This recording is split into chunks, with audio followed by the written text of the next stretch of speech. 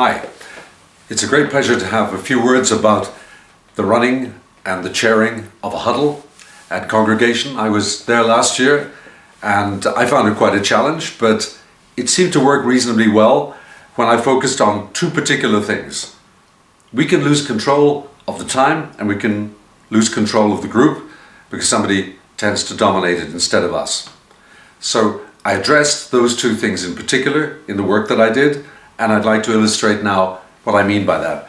So regarding the possible loss of time and loss of control there, I used a timetable, and I have it here on a tabletop flip chart, and you'll have a larger version of that, either freestanding or on the table, provided by Owen.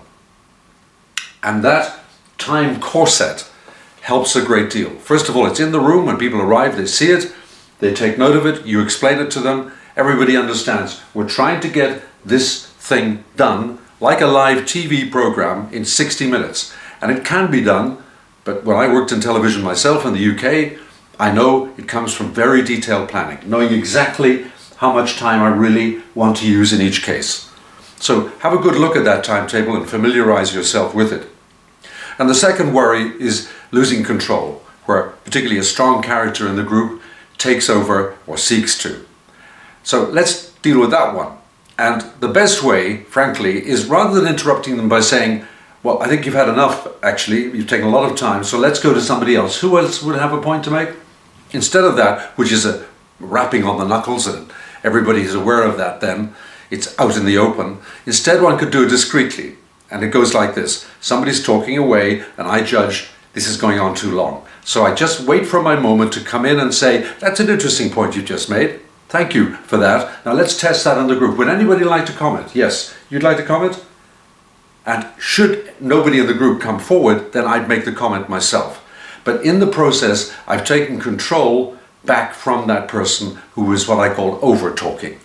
Okay, so just once again, the words are, thank you very much. That's a really interesting point. Now let's test that, or let's have a comment on that. What would you like to say? Yes, go ahead. And I've taken control away from the person in a discreet way. Probably they themselves haven't even noticed it. So just to summarize at this point, a tight, carefully worked out timetable, plus the ability at any time to take control of who's talking back to myself as the chairperson. Those are the two big things that I would offer. Otherwise, I made it clear in the guidelines, which you'll have received and probably had a look at by now, that very important is the run-up. Very important is the time between when people arrive through the door and you're there to meet them, which I'd recommend. Try and do it if you possibly can. That gives you a chance to select your timekeeper if you choose to have one. You can do it yourself if you wish. Mobile phones, by the way, today, of course, provided that opportunity. And if you are more comfortable doing it yourself, by all means. Otherwise, appoint someone. Then you're looking for, at least in the initial huddles, 3 presenters. Try and negotiate on the way in through the door as you greet people. And then there's the role of the scribe. And the idea here is that when a presenter is presenting, often they come up with the names of websites, they come up with the names of writers, authors, bloggers, they come up with new terminology. All of that stuff, the scribe can write up on the flip chart. You often need to give them a nudge to do it, or a request to do it. But I think it's really valuable for the group. I noticed that last year. People found that useful. They had time then because it was written up themselves to write it down and put it in their notes.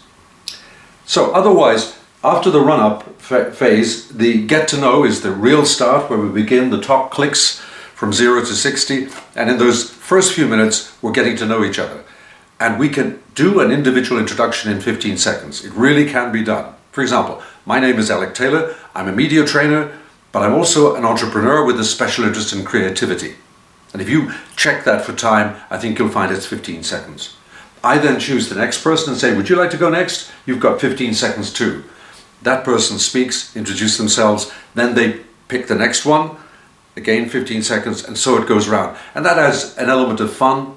It's much more fun actually than having to wait as the word comes around the circle and I get more and more nervous because I'm at the end of the round, so to speak. So good luck with that, and it's a demonstration of your intention to keep the timekeeping tightly under control. Keep the get to know short and tight. Then you've got your 3 presenters, you've got the discussions that follow, And then you get finally down to the finish, the summing up, where it is really ideal to have a few minutes to allow people to say what they particularly found interesting during this particular huddle. So try to allow time for that, and particularly in the final huddle, where it's a takeaway from the whole of the day's events and the whole series of huddles, then that has an extra importance and you need to give and allow plenty of time for it. You may only have, by that stage, for example, one presenter, which makes it much, much easier. And finally, on the issue of overrunning, by all means, overrun 5 minutes, but don't make it more than 10. Otherwise, it simply messes up the whole process for everybody else, and people will be clawing at the windows trying to get in or protesting.